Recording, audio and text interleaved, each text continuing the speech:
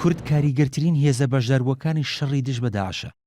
ئەمە قسەی زۆربەی فەرماندە سەربازی و دیبلۆماتکارە بیانەکانە، بەڵام لەگەڵ ئەوەشدا لە هیچ کۆنگرەیەکی وڵاتانی هاوپەیمانی نێودەوڵەتی دژ بە داعش حکوومەتی هەرێم بەشداری پێ نەکراوە. جگە لە کۆبوونەوەکەی واشنگتن، هاوپەیمانی نێودەوڵەتی دژی داعش تا ئێستا سێ کۆبوونەوەی فراوانی ئەنجام داوە. یەکەم کۆبوونەوەی وڵاتانی هاوپەیمانی نێودەوڵەتی دژی داعش لە مانگی ئەیلولی ساڵی 2014 لە شاری پاریس بەڕێوەچوو. ئەوەش دوای یەک مانگ بوو لە پێکهێنانی هاوپەیمانەتیەکە، بەڵام حکوومەتی هەرێم بانگێژ نەکرا. مانگی حوزەیرانی ساڵی 2015 دووەم کۆبوونەوەی وڵاتانی هاوپەیمانەتی نێودەوڵەتی دژی داعش جارێکی دیکە لە شاری پاریس بەڕێوەچوو. بۆ ئەم کۆبوونەوەیش سەر لە نوێ حکوومەتی هەرێم بانگێژ نەکرا. مانگی شوباتی ئەم ساڵیش سێم کۆبوونەوەی فراوانی هاوپەیمانی نێودەوڵەتی دژی داعش لە ڕۆما بەڕێوەچوو.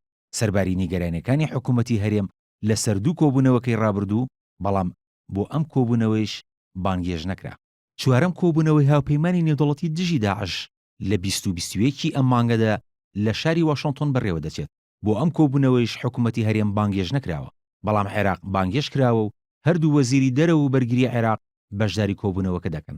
کۆبوونەوەکە بە بەشداری 46 وڵاتی ئەندام لەسەر ئاسی وەزیرانی دەرەوە و بەرگری لە بنکەی سەربازی ئەندرۆس لە نزیک شاری واشنگتۆنی پایتەختی ئەمریکا ئەنجام دەدرێت، کە تیایدا گفتوگۆ دەکرێت لەباری قۆناغی داهاتووی شەڕی دژی داعش، بە تایبەت ئۆپراسیۆنی کۆنتڕۆلکردنەوەی مووسڵ و زیادکردنی قەباری بەشداری هێزەکانی ئەمریکا لە ئۆپراسیۆنەکەدا.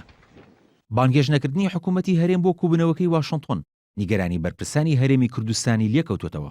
لەو چوارچێوەیەدا فەلاح مستەفا بەرپرسی فەرمانگەی پەیوەندیەکانی دەرەوەی حکوومەتی هەرێم نیگەرانی و سەرسوڕمانی خۆی نیشان داوە کە چۆن دەبێت لایەنێکی کارای شەڕی دژ بە داعش کە ئەویش هێزەکانی پێشمەرگەیە لەو جۆرە کۆبوونەوانەدا نوێنەری نەبێت. فەلاح مستەفا ئاماژەی بەوەش کردووە حکوومەتی هەرێم هاوبەشێکی هێڵی پێشەوەی لە هاوپەیمانەتی نێودەوڵەتی، بەڵام هێشتا بانگێژ نەکراوە بوو ئەو کۆبوونەوە گرنگە و پێویستە پێشمەرگە ئاماژەی پێ بکرێت.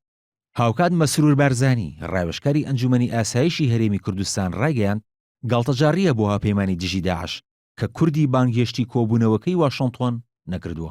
بەڕای چاودێرانی دیبلۆماسی کورد وەک پێکاتێکی ناو عێراق تەماشا دەکرێت. بانگێژ نەکردنیشی بۆ ئەوە دەگەڕێتەوە کە کورد قەوارێکی سربەخۆی نییە و بەشێکە لە عێراق. لەو کۆنگرانشدا دەوڵەت بانگ دەکرێت. پێشتریش سەبارەت بە بانگێژ نەکردنی حکوومەتی هەرێم بۆ کۆبوونەوەکان وڵاتانی هاوپەیمانان ئاماژیان بەوە کرد کە عێراق بانگێژ کراوە و هەرێمی کوردستانیش بەشێکە لە وەفدی عێراق، بەڵام حکوومەتی عێراقیش بانگێشتی نوێنەری هەرێمی نەکردووە بۆ ئەوەی لەگەڵ وەفدی عێراق بەشداری بکات.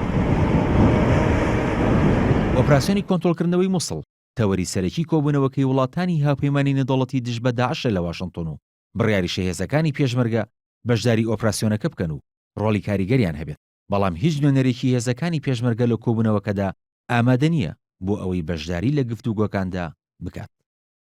کاروان شێخ محسین NRT